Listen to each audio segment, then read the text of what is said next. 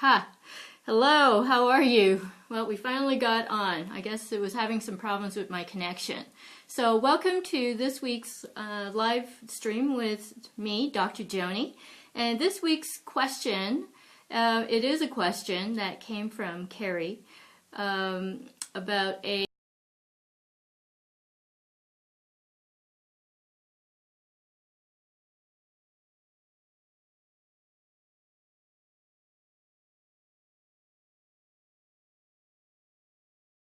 diagnosis, okay? So why am I saying this? Because these days in modern medicine, a diagnosis is really only telling you what. It's really only telling you what is wrong, but you already know what is wrong, okay? So if somebody tells you you've got tendinitis, then you know that you've got inflammation in a certain part of your joints, okay? If somebody tells you that you've got a concussion, then you know that you've suffered a hit in the head. So a real diagnosis should really tell you why this has happened to you, not just what, because it has a very limited amount of information there. So what you really need to know is why, so that you can actually do something about it. Because when you know why something has happened, then you know that right then and there that there are reasons for why it happened, that nothing ever is truly an accident. Nothing is ever truly an accident. So before I answer Carrie's question, I want to talk to you about Chinese anatomy, because this is going to help explain the answer that I'm going to give in a few minutes. So definitely there's different ways of looking at things. There's different ways of doing things. Definitely my hero, Steve Jobs, did things in a certain way when he was designing the operating system for the original Apples and the original Macs, that there was always more than one way of, let's say, quitting out of your out of the application, let's say, or copy and pasting. There were different ways that you could do the same thing. Well, it's the same thing in life too. There are different ways of looking at things, and there are different ways of doing things. So there is such a thing as anatomy in Chinese medicine, and we look at things differently in that, hi Carrie, in that we are actually dividing up all the organs, and we do acknowledge that there are 12 major organs in Chinese medicine, okay? And each one of these are paired together because they're actually energetically interrelated with each other. So the thing is that we're not just looking at structure, we're looking at functionality. So the functionality is really important. So when so the groups are the liver and the gallbladder are paired, the spleen, stomach are paired, the lungs and the large intestines are paired, the heart and the small intestine are paired, and then there's the pericardium, which covers the heart, is paired with the something that is called a triple warmer. Okay, so the triple warmer actually looks after top of the body, okay, this part, then the middle of the abdomen, and the bottom. So each one of these has an energetic relationship with us, and each one of them is energetically affected by our emotions.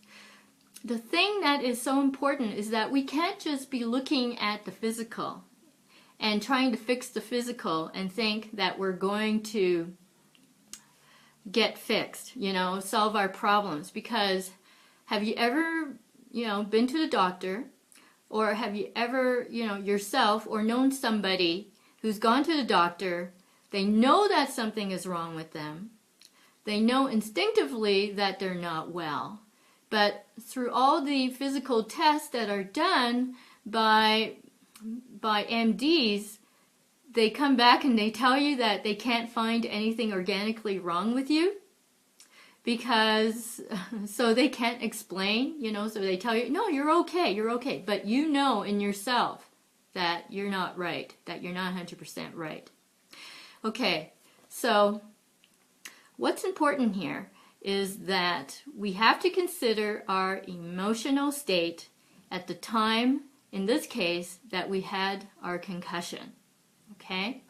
So when we're talking about the top of the head, we're talking about another part, another meridian, which I haven't mentioned yet. So that's the due meridian. Okay? So the due meridian is, okay, I'm going to look at my book here. The due meridian is very important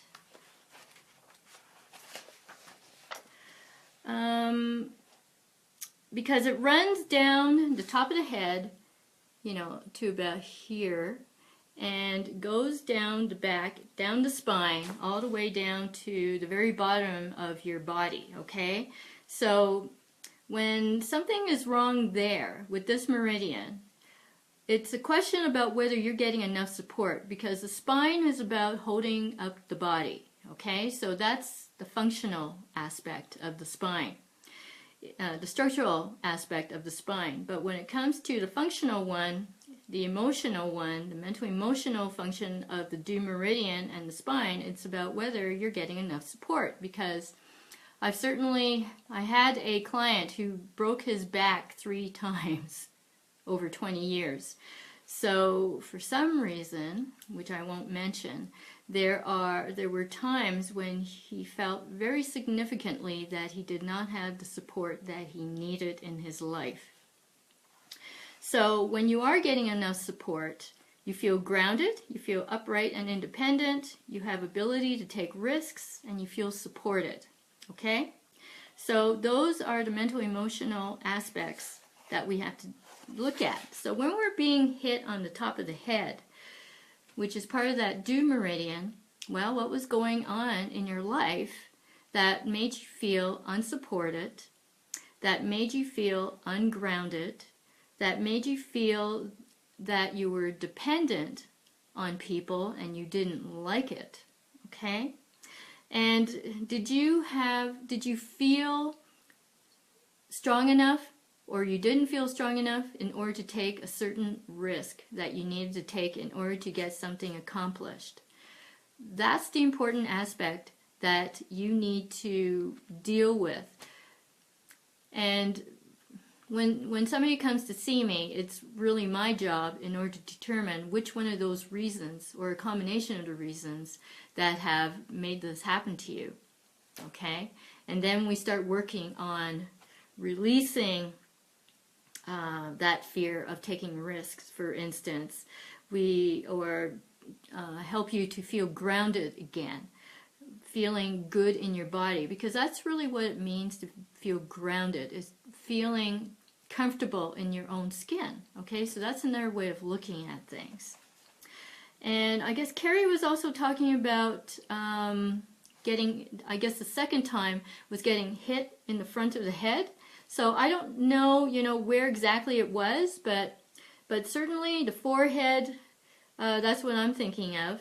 So there's a number of different meridians that run through there. So we were talking about the spleen stomach. So spleen stomach definitely runs along the front of the forehead on this side. Ren might run through here as well. I mean, okay, felt dependent on income. Okay, yeah. Oh, and left side. Yep. The left side is all about, that's another good one. So the left side of the body. Okay. When something happens to the left side of the body, I don't want to receive, but I want it. I am in my own way. It's also the inability to take in something. It's also the refusal to receive what is rightfully yours. It's also refusing to allow what I want into my life because I feel unworthy and have self-doubt. And it also represents the feminine side, the women and the mother. So there might be a female figure in your life that you're not dealing well with. I mean, that's the other thing too. So any of those things, or a combination of those things, signify what might be going on if the left side of your body was hurt. So the thing is that now that you have an idea of what it means, okay, then you can actually work on it, because awareness is, God, it's such a big part of healing. And certainly the front part of your head was also a reminder. Yeah, okay, left side of my head and face still has, yes, okay, because you haven't resolved those issues yet, okay? As long as you still have those issues on the same side of the body and you have different ones, then it means that you haven't worked enough, you haven't released those feelings of fear, of indecision, because really, you know, if we're talking about the gallbladder too, then yeah, there's some indecision there. You haven't made a decision yet about what you need to do, and you probably do know what you need to do. The thing is that you've got to take that risk in order to get better, because decision making always requires courage, and it always requires risk, taking that risk, leaping over it, and just going for it. So releasing the fear is the best thing that you can do, because the thing is that whenever we have any problems in our body, in our lives, whether it's mental, emotional, or whether it's physical, whether it becomes manifested as a physical issue, it always comes down to self-doubt. It always comes down to self-doubt, and we have to start taking care of ourselves in such a way that we release it and we actually know that we can do the thing that we're afraid of. Okay? This is something that I have to work on too. This is not something that comes naturally to anybody, especially because we're so inundated with bad news every single day, okay? Which is one of those things that I always say, is to avoid listening to stuff that is bringing you down. Avoid people that are bringing you down. Avoid situations that are bringing you down. Instead, think of yourself as being safe again. Think of yourself as being safe, because safety and self-confidence is all wrapped up together in our self-esteem. It's all wrapped up in our self-doubt, okay? Because if you're fueling your self-doubt, if you're not actually taking the steps that you know that you should be taking, then you're just going to stay where you are. Every time somebody heals, it's because they have made a leap of faith. That faith is inside themselves, because you've got it in you, okay? Carrie, you have it. You really do. Everybody does. And I know that you know that there's something that you need to change in your life right now. I don't know what it is, but I think you do. Sit down with yourself. Identify what those things are. You know, it's usually the things that are nagging thoughts.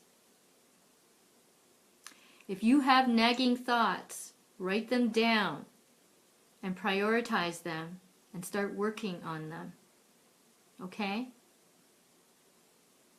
This is something that I commonly see in my clinic. It's no surprise. I had my own nagging thoughts just the other day, and I realized, oh yeah, I better write this thing down so I remember what this is. I have to deal with it because it keeps coming back up. Okay? And this week I also had to, well, actually today, I learned a valuable lesson today, this morning. I had to forgive myself for making a giant mistake, and it cost me $25,000 several years ago. And I've been beating myself up on that. And finally, with the things that I am learning myself, I finally realized that I finally had the tool in front of me in order to release it and to forgive myself. So whatever it is, Carrie, forgive yourself first. And then the energy will change inside you, and your vibrational levels are going to change, and it will be a very positive one. I guarantee you that this will work for you. Forgive yourself, because forgiving changes you. It doesn't change the other person or the situation where it happened, okay, or with whom it happened. It doesn't change them. It changes you, because that's the only place we can really change. Our corner of the universe is the only place that can be changed, and that can only be changed by ourselves consciously. Okay? Okay, so I hope this helped. There will be another topic next week. I can't remember what it is right now, but you'll be getting announcements for sure. If you have any other questions, please leave them here. In fact, send me as many questions as you can, and I will be addressing them for sure. It's just that I do need time in order to deal with them. It's better if I can think through things, so you can help me out by helping you so that I can think these things out ahead of time. Thanks, Carrie. You're so welcome. You're so welcome, and I'm so happy that's great that we were able to get this connected, okay? Because I have faith that you're going to do well, okay? Have an awesome evening, and take care. Bye.